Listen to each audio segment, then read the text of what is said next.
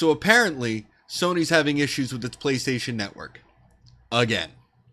First of all, shout out to my friend Nodhead for investigating this situation. The link to his original article's in the description below. Let me start off with an excerpt from the article itself. The headline reads, Sony's PSN network is starting to dilapidate. As it falls apart, transaction history goes missing, games are deleted from servers Sony's side with people reporting that they cannot download God of War, various DLCs, Dead by Daylight, Last of Us 2, etc. Apparently, some PSN users are reporting that they have not only been unable to download some of the games that they've paid for and therefore supposedly own, but also that large portions of their transaction history appear to be missing from Sony's servers, including game purchases as well as DLC purchases. This means that many people are currently unable to access content that they supposedly own. It would appear this issue is being caused by a server error on Sony's end, possibly due to failing or corrupted drives in Sony's servers. The issue doesn't appear to be affecting all users, but does appear to be primarily affecting users on the West Coast and in Europe. It is unclear at this time whether this is related to increased server load due to COVID-19 or merely due to aging or inadequately maintained server hardware, but it does not appear to be the result of a breach at this time, though it is possible. These reports could not come at a more inopportune time.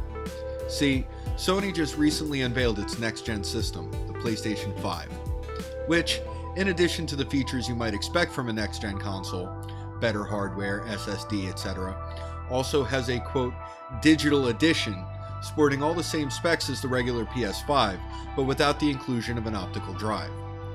What this means is that people who buy the digital edition PS5 will be entirely reliant on PSN to be able to purchase, download, and access their games, meaning that if something like this were to happen again, many users would simply be unable to access their games.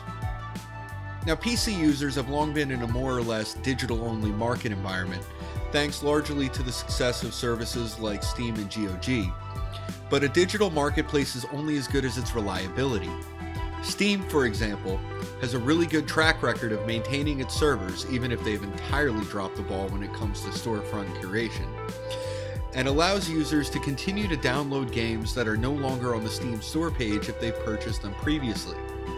GOG, on the other hand, offers a completely DRM-free solution, allowing users to download the installers to their computers and store them on an external medium, such as an external hard drive, flash drive, or optical disc, giving users the ability to install and play their games even if GOG's servers were to go down altogether, which means that your copy of The Witcher 3 will still be playable even if for some reason GOG were to go under and the servers were shut down, without having to repurchase the game or hoping that another service will honor your purchase. Console manufacturers, however, still have a long way to go.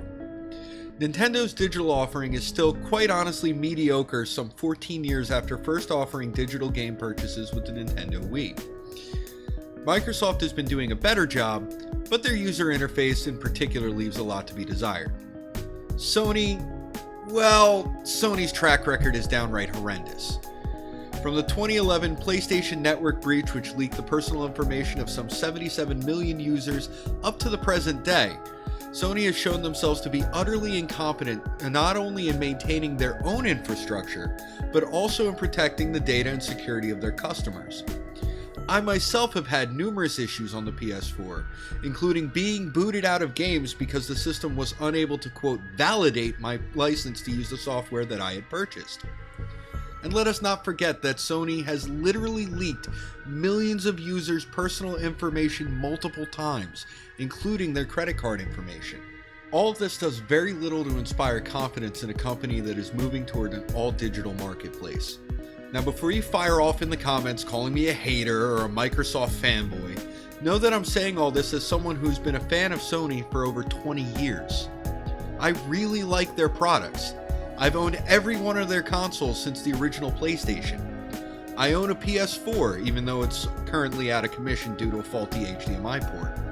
And my PS2 is still a prominent fixture in my gaming setup to this day. And yet this most recent news gives me cause for concern. 9 years After the initial PSN security breach made headlines, Sony has still proven either incapable or unwilling to provide a reliable, safe, and secure experience to their customers. This is purely unacceptable in a market that is becoming increasingly reliant on online digital purchases. In the end, Sony needs to get its shit together before it ends up a footnote in gaming history like Sega, Atari, and so many others. The future of the gaming industry is digital distribution, and Sony has proven incapable time and again of handling that correctly. I'd like to thank everyone for watching.